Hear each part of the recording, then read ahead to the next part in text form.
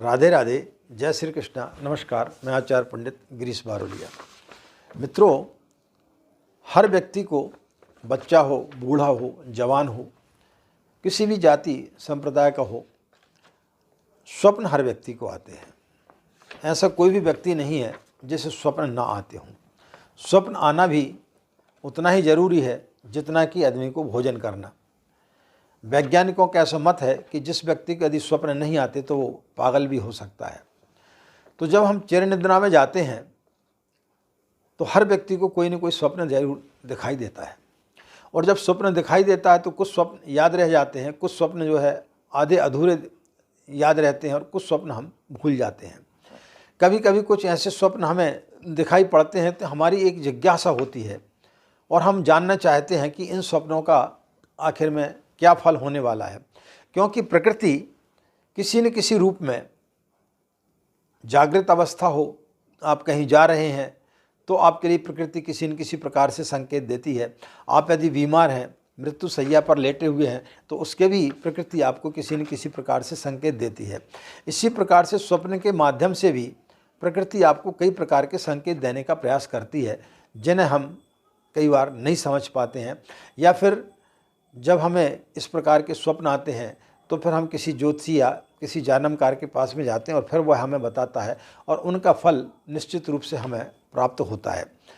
तो इसी कड़ी में आज हम आपके लिए यह बताने के लिए जा रहे हैं कुछ जानवरों के बारे में। जानवरों की संख्या तो बहुत होती है, लेकिन हम कुछ ऐसे लिमिटेड जानवरों के बारे में बता रहे हैं जिन्हें आप जानते हैं और जिनको अक्सर लोग प्रायः स्वप्न में देखते रहते हैं। तो इन जानवरों को देखना स्वप्न में, वो जानवर आपको यदि दिखते हैं तो प्रकृति आपको क्या संकेत देती स्वप्न के माध्यम से। यदि आप ऊंट स्वप्न में देखते हैं तो आपको शारीरिक चोट लगने की संभावना बनती है। खासकर गर्दन के इस भाग में आपको किसी प्रकार की कोई भी चोट लगने की संभावना बढ़ती है। यदि ऊंट का बलबलाना आप सुनते हैं तो किसी अपयश के शिकार आप हो सकते हैं, आपको अपमानित होना पड़ सकता है, किसी भी क्षेत्र में आप अपमानित हो सकते हैं।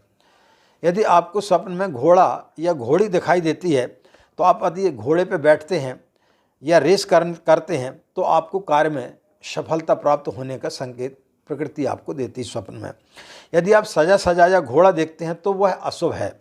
सजा सजाया घोड़ा देखना अशुभ होता है, खाली घोड़ा देखना शुभ होता है।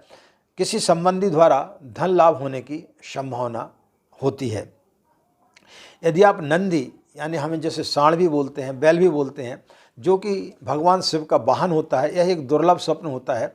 यदि आप इसे स्वप्न में देखते हैं तो निश्चित रूप से आपके लिए बहुत ज़्यादा फलदायी होता है, यानी सब जगह से आपका भाग्योदय होने के संकेत दिखाई देते हैं।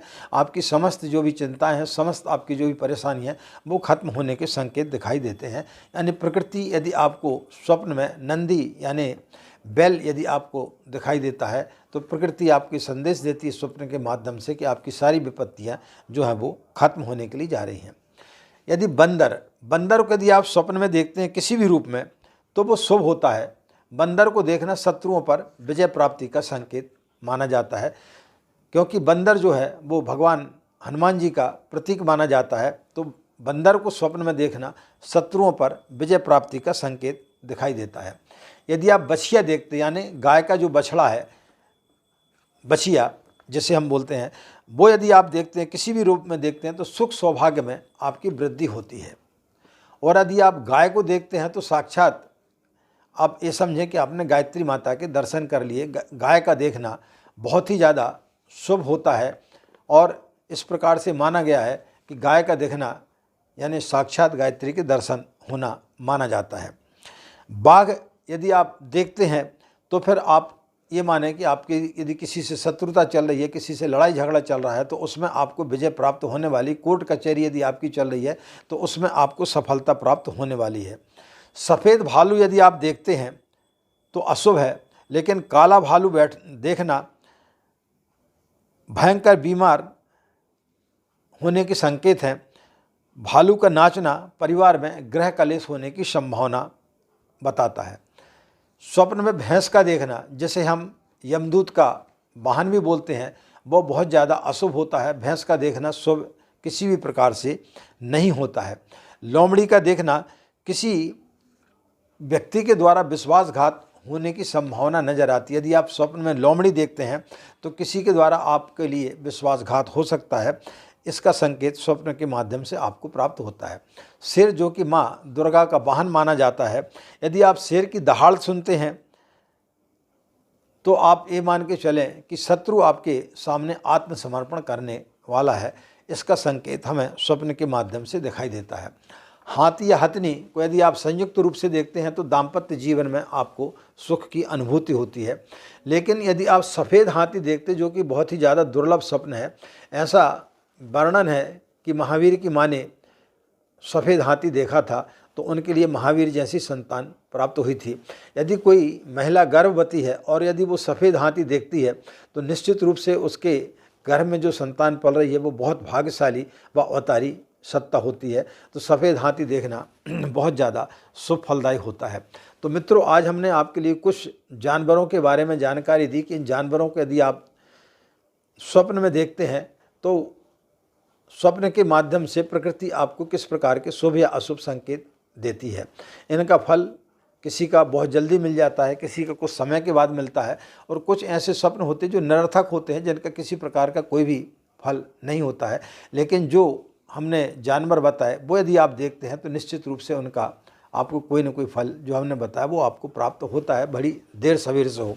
इनके अलावा भी यदि आप कोई जानवर देखते हैं और आपको यदि समझ में नहीं आता है और आपको यदि जिज्ञासा होती है तो आप कभी भी हमारे व्हाट्सएप पर भेज सकते हैं कि आचार्य जी, हमने इस जानवर को स्वप्न में देखा है और कितने बजे देखा है, किस रूप में देखा है, उसका क्या फल होता है, तो हम आपको उसका बताने का प्रयास जरूर करेंगे। आशा है मित्रों आपको यह वीडियो अच्छा लगा होगा, और यदि आप लोगों ने हमारे चैनल को अभी तक सब्सक्राइब नहीं किया तो इसे सब्सक्राइब जरूर कर लें और ज़्यादा से ज़्यादा अपने इष्ट मित्रों को शेयर जरूर करें। इसी प्रकार अपना स्नेह व प्यार हमें देते रहें। इन्हीं कामनाओं के साथ में कि आपका दिन मंगलमय हो, आप लोग खुश रहें, मस्त रहें।